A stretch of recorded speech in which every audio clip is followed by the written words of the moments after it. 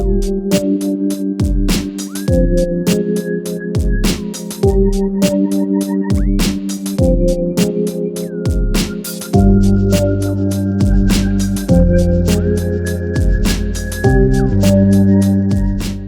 جلال‌الدین محمد خلجی بعد از دیدن خواب‌های پریشان و با فتوای مفتی اعظم هند در کشتیان درخشان 7 مناره ساخته شده است که ولی تا زمان ما 3 تای آن باقی مانده است و یکی از آنها مناره برز میباشد.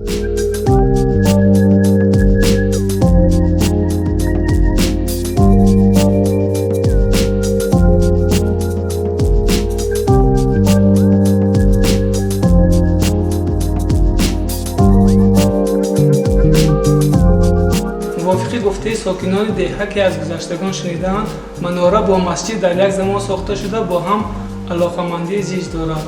گرچند قسمت بیرونی آن بارها از نوسازی شده است، ولی قسمت درونی آن هنوز همان است که بود.